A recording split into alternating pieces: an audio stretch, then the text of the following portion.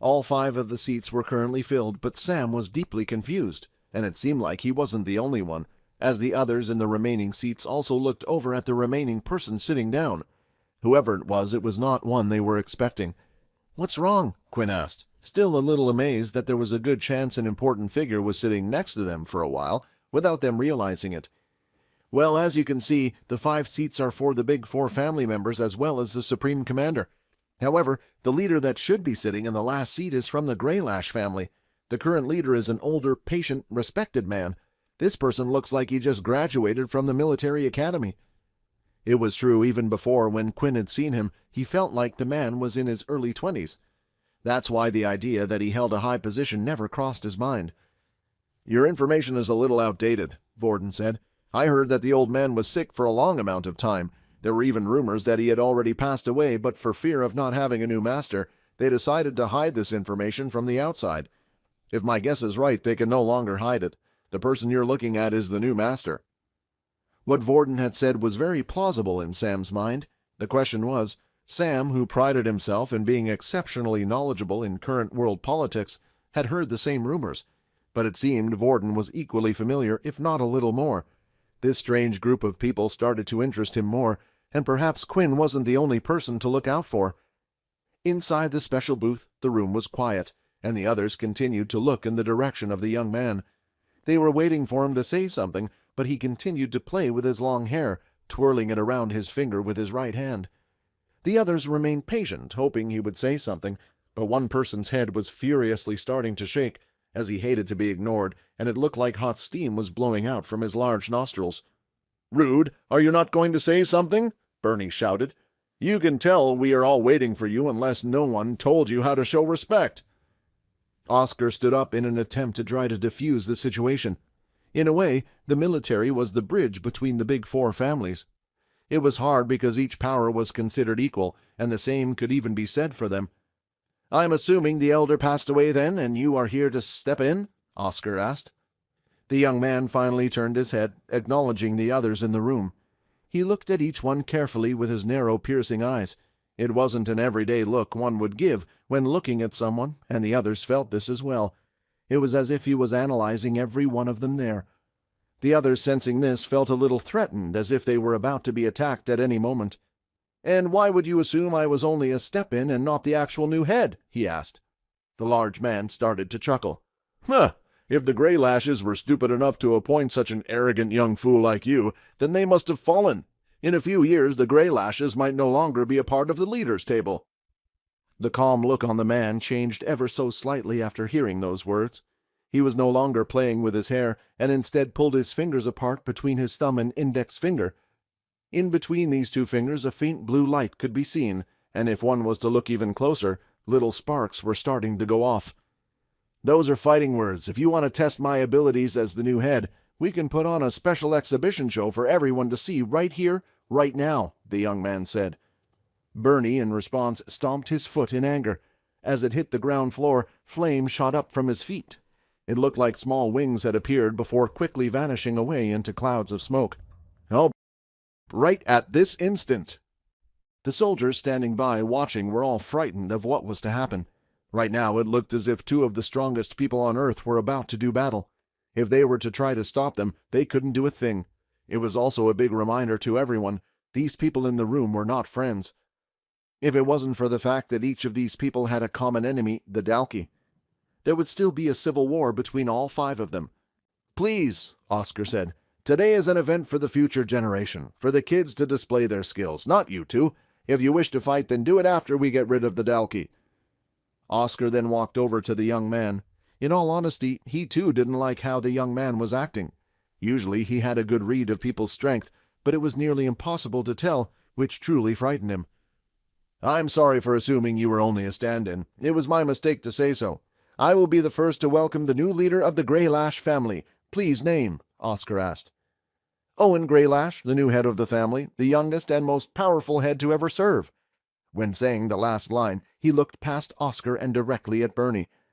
"Well, he's a confident leader, I'll give him that," Mona said. "It's a good trait to have," Jack agreed. When everything calmed down a little, they sat adequately in their seats, and it was time for them to enjoy the event now. The speakers were turned on, and now all of the screens displayed what was happening in the center of the arena. "Ladies and gentlemen, we hope you had a wonderful day so far. There were many spectacular events, but as usual, we have saved the best till last. The first round of the 3 main events will now begin, and to start it all off, we have the wonderful crafting event." The camera then went on to show the materials of what was on each separate section. As you can see, each participant has been given the same materials. The only thing that is missing is the beast crystal. Once the participants are ready, they must try to figure out with their eyes alone what the best use for the beast crystal would be. Then our wonderful judges will decide which equipment is best. Each of the participants started to appear from underneath the arena and was now entering the ground floor. The participants had a number displayed on their watches, indicating which platform they needed to head off to. "Hey, there's Logan," Quinn said, still looking over the edge. "Number 33. "Oh, you have a friend in this event, then. I guess I'll keep an eye on him." Sam tried to squint over the edge where Quinn was looking, but they were too far up to be able to see anything. It just looked like a bunch of ants were down below. Without looking at the screen, there was no way he would be able to see what number any of the participants were wearing. "You have some good eyesight," Sam said. "Oh, thanks," Quinn replied nervously, to which Vorden gently stepped on his foot. It was a reminder to be careful, since they were no longer alone. That's when he realized Fex still hadn't arrived, and decided to send another message just in case. "Now let the tournament begin," the announcer said. Immediately, the students started to work away. The first step was to inspect the crystal. Crystals were quite versatile and could create several different weapons and armor, but certain patterns and shapes seen within the crystal could help decide what one would be best to be turned into. An example, a crystal from a turtle-like beast, would usually best be used to make defensive equipment, perhaps even a shield. It could be turned into a weapon but wouldn't be very useful. If one didn't know what beast it had come from, they would only be able to tell by inspecting the crystal. Once this step was complete, the crystal would need to be melted down to an appropriate temperature, depending on what was to be made. The next step after was deciding on the mold and finally mixing the melted beast core with the required metals. Cheap or expensive metals could be used, but would affect the quality of the result. The rest was down to the forger. Depending on the forger's levels, the quality and strength of the weapon or armor would be decided. Most of the students had already finished inspecting the crystal and had moved on to the melting process. The camera continued to pan around to the many students working away hard. However, the camera eventually reached one student, a short little one who seemed to be just standing there with his eyes closed. It looked as if he was sleeping in the middle of the tournament. "What is Logan doing?" Quinn thought. "Looks like he's asleep if you ask me," a voice said from behind. As the boys turned their heads, they could see Fex standing there. "What took you so long?" Quinn replied. Quite some time had passed since Vorden had sent out his first message. No matter where Fex was, it shouldn't have taken him as long as it did for him to arrive. It wasn't as if the boys were joined by the hip and they couldn't do anything themselves, but it was more like there was nothing else to do. The event was the only thing happening right now. Other than Quinn and them, Fex didn't get along with anyone else being a level 1, so he had no one else to watch the show with either. "Hey, come on, did you miss me that much?" Fex said, looking at Vorden, who had a strange look on his face. He was still wondering about what could have taken him so long. "Look, don't worry, I had something that upset my stomach yesterday and was in the toilet. Trust me, you don't want to go into the boys' toilet by screen 4. I think you can still smell it." Vorden looked at him even stranger now, and even Quinn was starting to feel slightly awkward. And it wasn't the bad jokes. Did vampires even get stomach aches? Vorden thought. By bad meal, is he talking about blood? "So I heard that you guys dealt with the Zack problem all okay, huh? Why don't you tell me about that? What happened with that?" Fex's words, when spoken, were quick and to the point. He wasn't even giving enough time for the others to reply to what he had already said. Fex was acting strange. He usually joked a lot and often, but it felt as if he was trying to force himself this time. Quinn noticed this and a few other strange things straight away.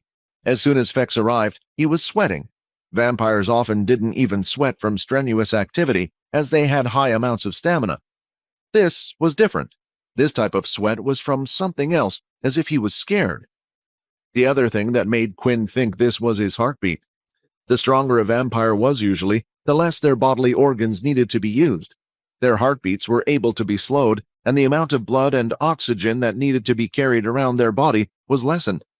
So the fact that Quinn could hear that Fex had a fast heartbeat, he knew something was up. He wasn't in control of his emotions right now. So calm down, will you? Fex said to himself in anger, seeing that the others weren't buying his act. Hey, you said you're friends with number 33, right? Sam called over. Well, it looks like he isn't doing too well. Their attention was focused on Fex this whole time that they had forgotten about the competition. When looking at the screen, the camera was once again focused on Logan, and still, he hadn't touched anything. Well, it looks like he doesn't care about the event then, said Vorden. You're probably right, Quinn replied. Hearing this, Sam was quite shocked.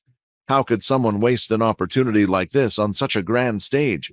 Not only were the Big Four watching, but so were many factions from all over.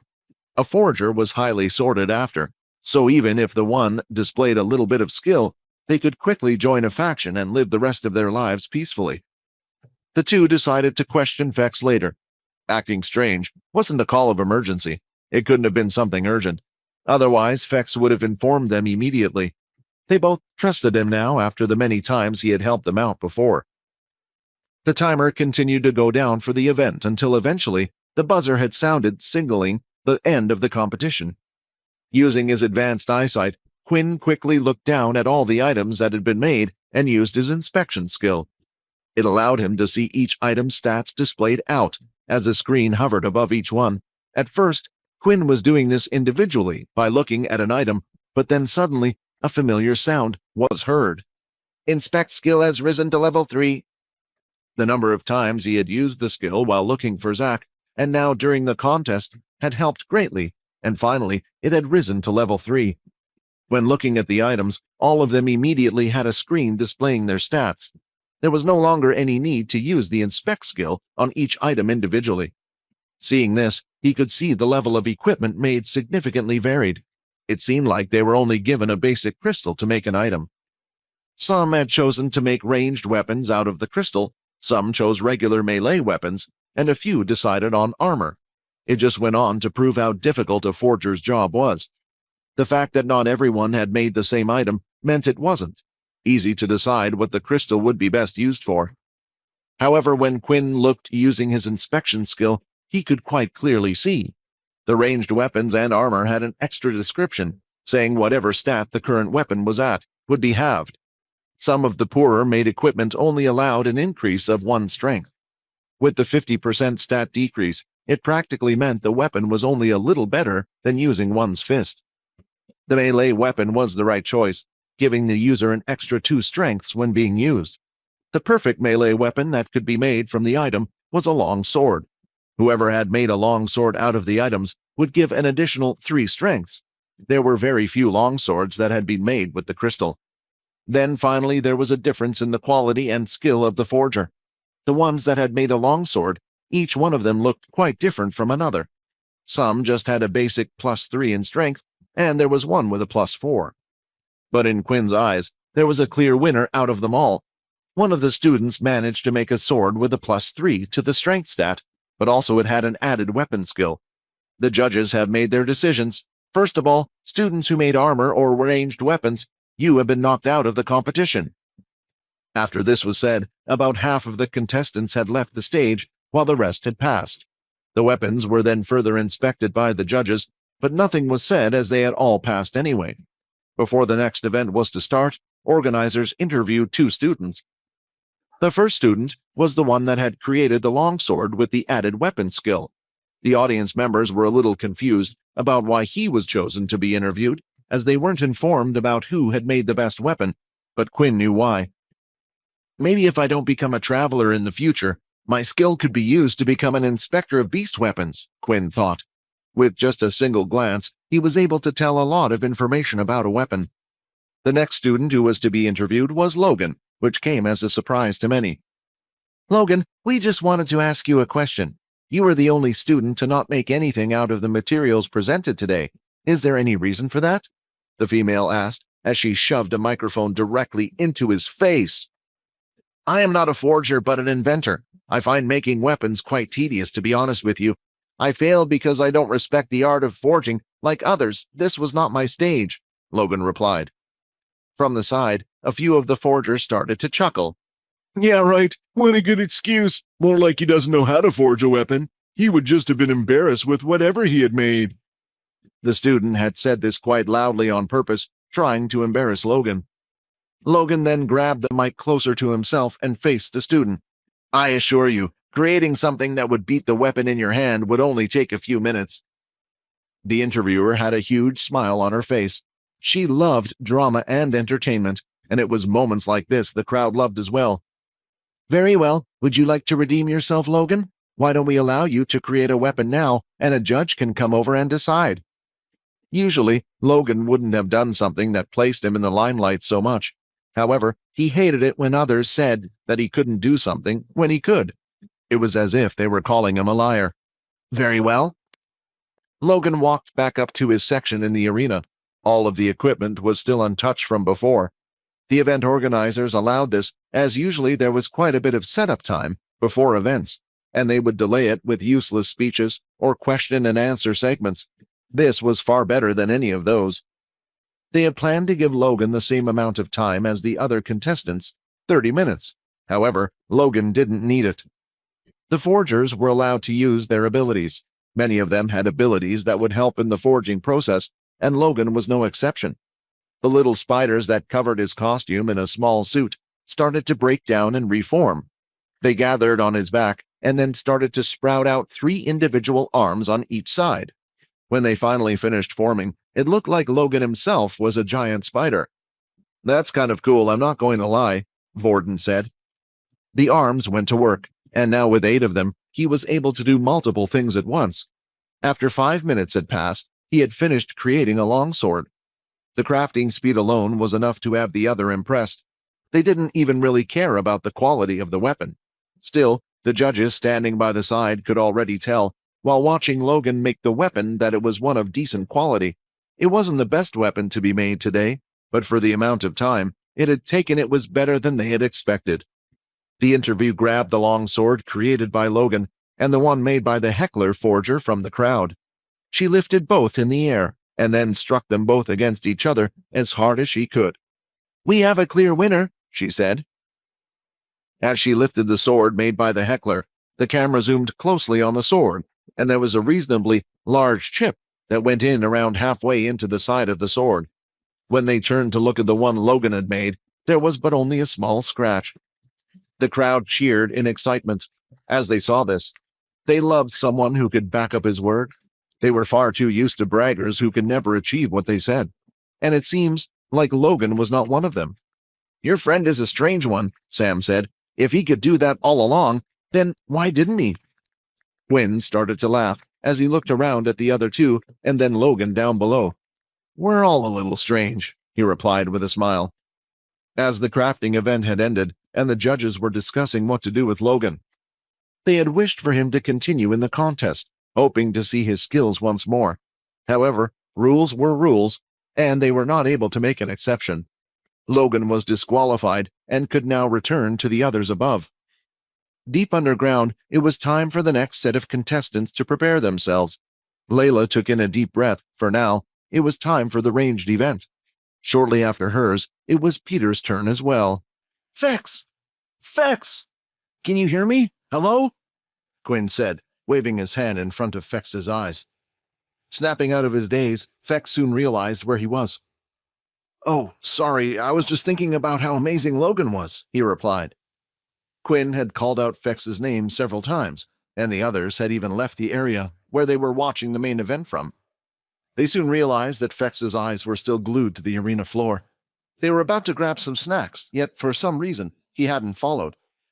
Hey, seriously, if something's on your mind, you can tell us. You know that, right? Quinn said. I still remember what you said when we were underground on that planet. We're now blood brothers, right? Hearing this from Quinn was meant to cheer him up, but instead, it seemed like it had only made him sadder. Before Fex had arrived and joined the others, he had a very uncomfortable confrontation with the last person he wanted to see. It was his sister, Silver. He knew that his family would send someone after him, perhaps even multiple people, but he had never expected them to send over Silver. His sister was known for upholding the vampire laws no matter what. She was strict and always completed the tasks given to her. The complete opposite of Fex. If it was anyone else, Fex felt like he could have probably convinced them to let him stay, or even run away. But not from Silver. She was far too powerful and would have never let him stay. On the platform where the two had seen each other, she slowly walked towards him, and he was frozen in place. Suddenly, thoughts of the others he had met during his time came into his mind, especially Quinn. If he was going to leave, he wanted the chance to at least say goodbye. When she finally reached where Fex was, she handed him the small silver flask. "This is yours, right?" Silver said. "I found it with a bald teacher. The person seemed quite strong. I thought you might have been dead." Fex looked at the flask, and knowing that the other one he had was still with Quinn, he knew this had to be his. "Oh, it is mine. I thought I'd lost it." "You fool!" Silver snapped. "You know how important items like this are. If the family were to find out, then who knows what they would do to you. You've already broken so many rules. Don't go around breaking more and making your punishment worse." Fex didn't know what to say. It was hard to argue back, and he just stood there looking defeated.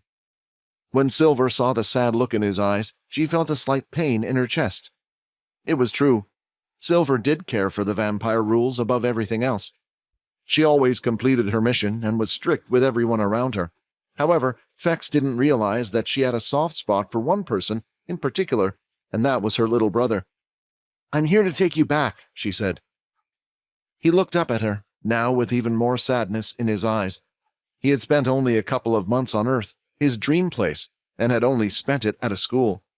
It was the first time he felt like he was doing something different, playing games and joking around with the others.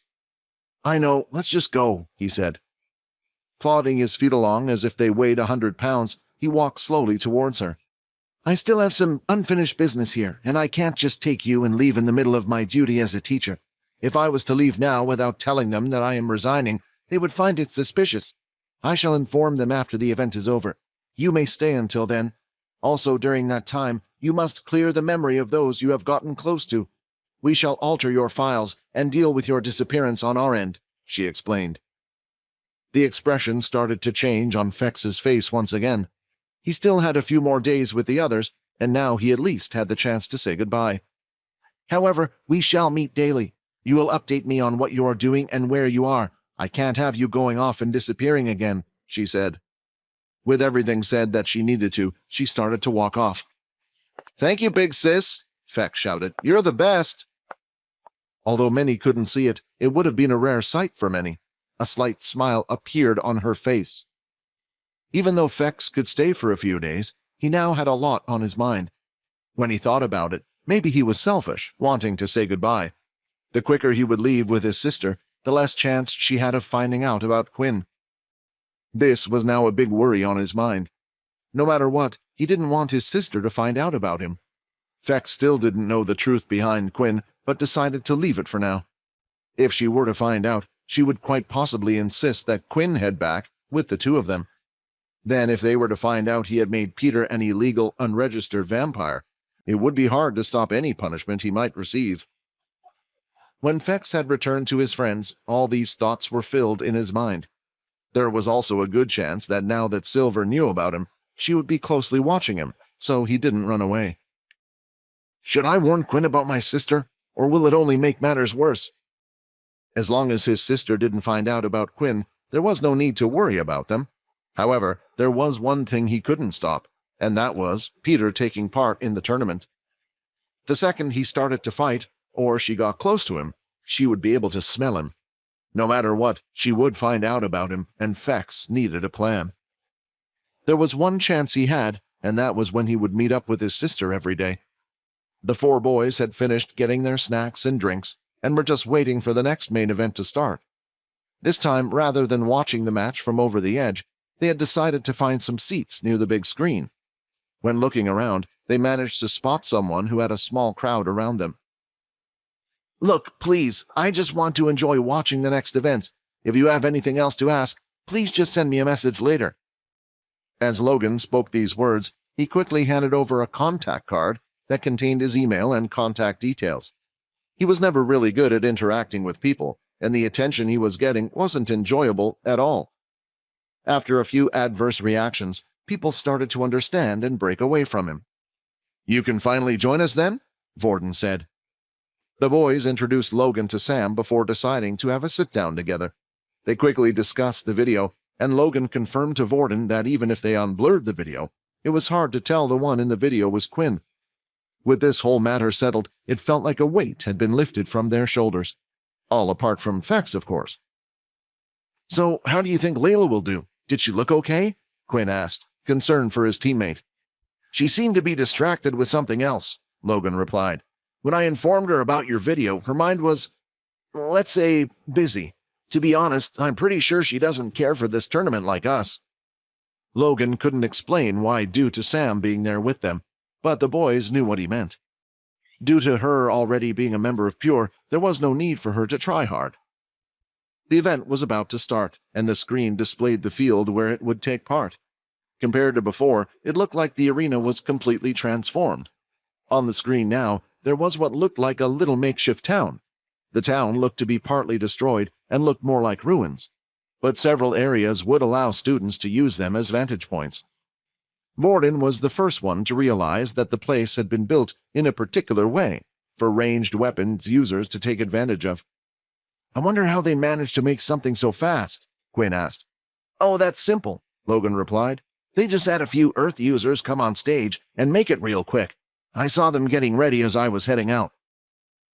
The participants of the event entered the stage once more.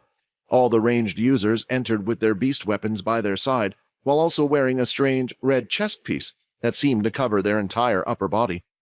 Looking at all the participants closely, it was noticed that not a single one of them wore any beast armor or boots. The only different thing was the weapons themselves. It seemed like each participant was also given different types of material to be used. Like, bow users were given all the same arrows, and the same for other weapons as well. The ranged ammunition given to participants was designed to explode on impact and produce a paint-like splatter. "Ladies and gentlemen, all the participants are now ready for the ranged event, so I will quickly explain the rules. Each person has been given a set amount of ammunition to be used for their ranged weapons. There is a safety period of 1 minute, where participants will not be allowed to attack each other and must enter the small makeshift town. If a participant does not follow this rule and chooses to attack, they will be disqualified. The aim is to hit others while not being hit yourselves. If any bit of paint touches the red marking on the participant's chest, a sound will indicate, showing they have been eliminated from the round. Those students must quickly exit the field, and the red chest piece will turn black, showing they are no longer active. After the first 40 students have been eliminated, the round will end. Scattered around and inside the building are several ammunition spots where the players may refill. Now that the rules have been fully explained, let's get this show on the road. Hi, Quinn here. Wondering what happens next? If you want to jump the queue and unleash all episodes, click on the link here and install the Pocket FM app.